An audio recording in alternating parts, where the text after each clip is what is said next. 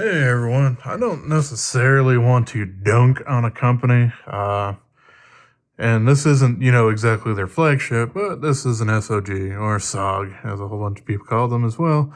And yeah, you can see, basically, this is an absolutely terrible knife in a whole bunch of ways, and I'm going to talk about that here in the video.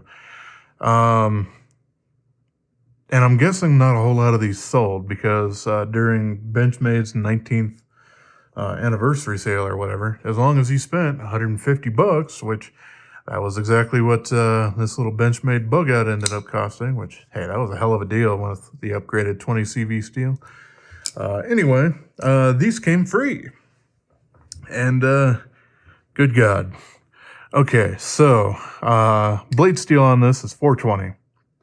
Not HC, not anything like that. So I think that's a little bit more like maybe 5 CR or 7 CR, somewhere right around there. Yeah, it's not 420 HC, and they definitely don't have the heat treat, the BOS heat treat that Buck has for it.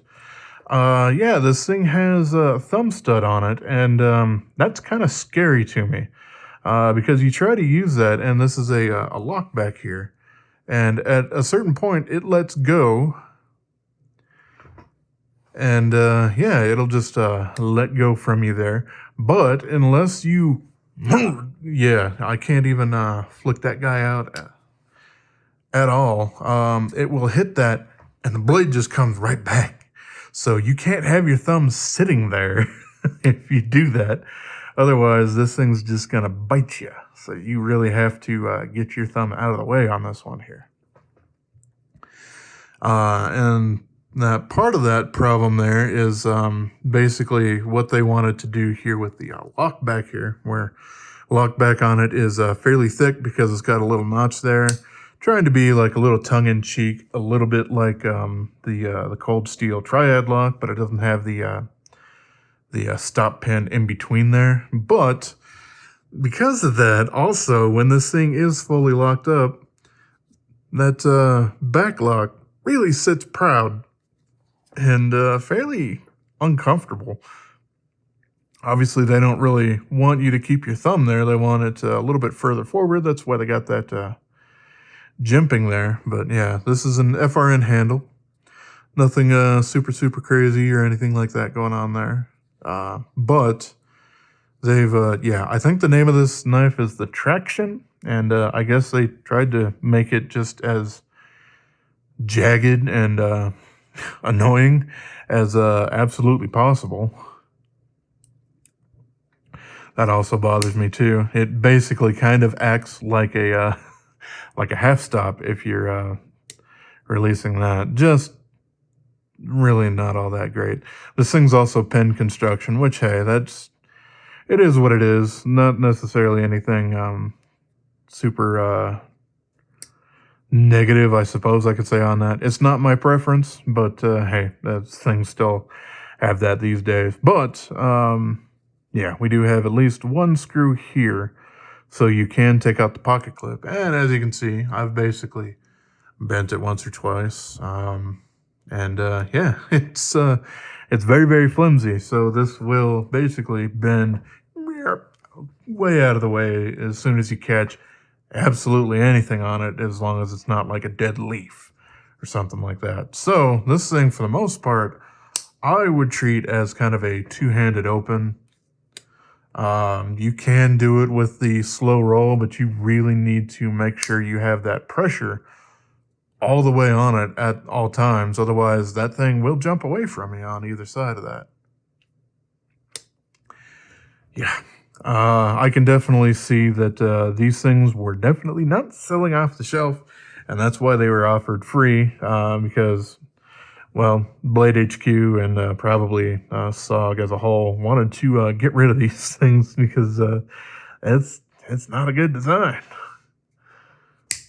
As far as the blade goes, this is kind of a little bit of a recurve tonto there with the hollow grind there. And it's decently thin behind the edge. Oops. Did I get myself? Not deep.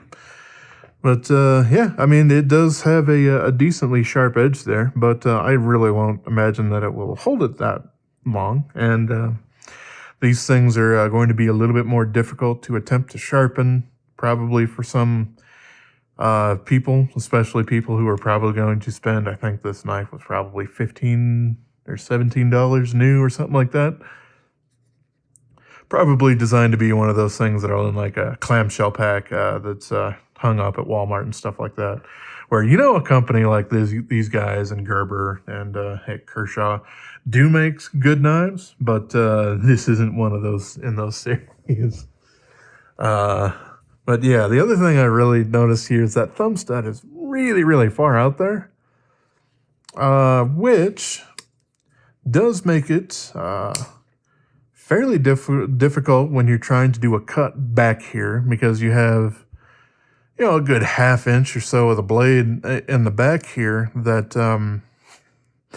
you're going to really run into problems with that. That will also come into effect with a lot of sharpening kind of experiences there. Really depends on the angle and exactly what you're trying to do, but if you are trying to sharpen it on a belt grinder, then yeah, these things are going to be a real difficult time to try to deal with. You're going to have to do a really, really crazy angle going on it. And if you are doing a fixed blade sharpening system, you're going to want to clamp it fairly out towards the edge rather than the middle there, because otherwise you're just going to end up grinding down a lot of that trying to get to the edge there. So yeah, there's a whole bunch of this that's just kind of designed to be here's what you don't do when you design a knife. And I just kind of wanted to do that. But yeah, still that where the blade has that recoil there, that's, for me, I kind of think that's just unsafe in general. Like you can certainly get around to being used to that, but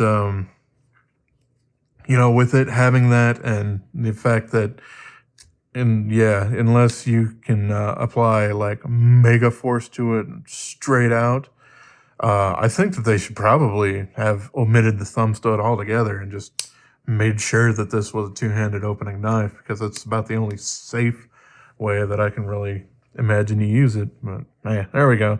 Yeah, I just wanted to complain about this little thing. But in the end, I got it for free from Blade HQ, so I don't really care all that much. I wasn't really interested in it, but hey, purchasing the bug out did get me basically that for free, and I did want this. So yeah. Yeah, if you do see these things around, don't buy it. It's definitely not going to be worth your money. SOG definitely has better things on offer. The Terminus XR, the Pentagon Elite, and stuff like that. They're just much better design. They probably have a lot more science and operations people involved in kind of making those, whereas this was probably just a little bit more Walmart fodder. I don't know. Maybe I'm wrong on that, but yeah, this thing really just doesn't hit the mark. But all right. Yeah, I just kind of wanted to bitch and complain on this. And I'm not dunking on the company SOG. I'm just dunking on this giant trash heap. So, alrighty. As always, I appreciate y'all for watching, especially this dumpster fire, and have yourself a wonderful rest of your day, yo.